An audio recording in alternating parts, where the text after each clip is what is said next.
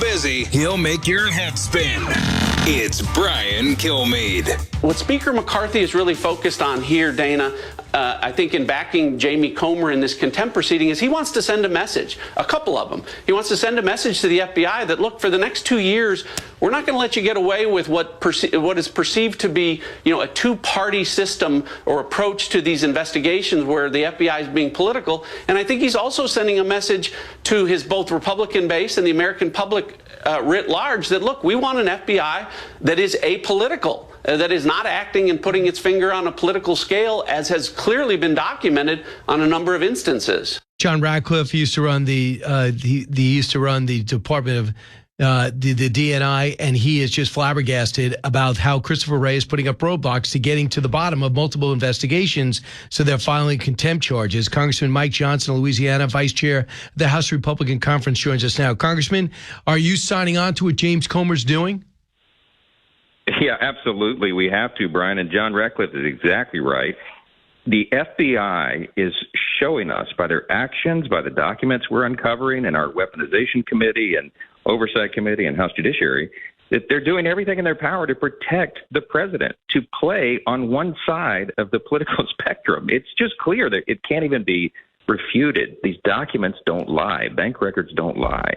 And this latest turn was, I think, the straw that breaks the camel's back, Brian, because, look, we have an unclassified document that describes an alleged criminal scheme involving then President Biden and a foreign national. I mean, it was an exchange of money for policy decisions. Now, that should concern every single American. It doesn't matter what party you're in. You deserve to know whether the president of the United States is compromised. And Christopher Wray is covering for his agency, and we cannot stand for it. So they put out a story in the Washington Post that William Barr looked at this 1023 form, where this guy came forward and said, this is his report that said that the Bidens were bribed. They took bribe money in exchange for some type of government action. And they say, well, William Barr looked at it, there was nothing there. Jamie writes, that's a flat-out lie. I went to somebody close to William Barr, and he said, wait a second, no, I recommend to refer this to Delaware for an investigation. I never dismissed this. But again, the Washington Post running with a story that's just not true to stop an investigation on guess who? Joe Biden. They're doing it again. Yeah, they are. You're exactly right. I just talked to Jamie Comer in the gym about an hour ago, and he is livid this morning because Jamie Raskin and the Democrats are out.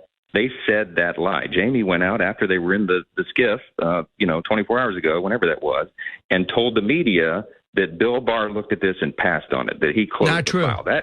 They made it up. They made it up, Brian. So Jamie now has the goods on that, and there will be some reporting that comes out this morning where Bill Barr himself is now refuted. He's come out publicly and said, no, Jamie Raskin is lying to you. I did not do that. So the next chapter is going to be written here soon. Absolutely. You need to find out. And I'm not sure the protection racket never stops. Just because Twitter went to the different guy doesn't mean they're not still moving to protect the Bidens. Story today that the Biden administration wants the Pentagon to select only the greenest contractors for multi-million-dollar weapons deals from here on in. Everyone's got to push in their carbon footprint at a time in which we can't get enough weapons to give to Ukraine or fulfill orders from Taiwan. Now we're going green on weapon systems. That's anti-American. It's anti-American, and it's incredibly dangerous right now. I mean, we're at DEFCON 1. I mean, in political terms, that's what we say. We've got all of the adversaries of America now empowered and acting more aggressively than they have in my lifetime because they see weakness in the White House. And now he wants to push a green agenda in the Department of Defense. What in the world? They were already pushing these woke policies, funding drag queen shows on the military bases, indoctrinating our young troops into all this nonsense of CRT and the rest of it. And now they want to impose this mandate. It's unbelievable. It looks like they are intentionally trying to weaken our country. That's how my constituents see it, Brian. They can't make sense of this. It's madness. I mean, if you're president of the United States, why would one of your lever points, I want less money for defense. I'll make Republicans suck it up on that. Does he understand it's bad for our country? Congressman Mike Johnson, my guest. Congressman, I want to bring you to something else. Today or yesterday, there's a vote to prevent the elimination of gas stoves, and the Freedom Caucus is not voting on it. because they want to show Kevin McCarthy how unhappy they are with the debt deal. How fractured are you guys? Well, look, I'm vice chairman of the House Republicans. I spend a lot of my time every day trying to keep our family together. I'm also one of the hardline conservatives here, but we have to govern. And we've got a handful of our friends who are really trying to reassert, a kind of a member-led conference. And that's good. That's what we should do.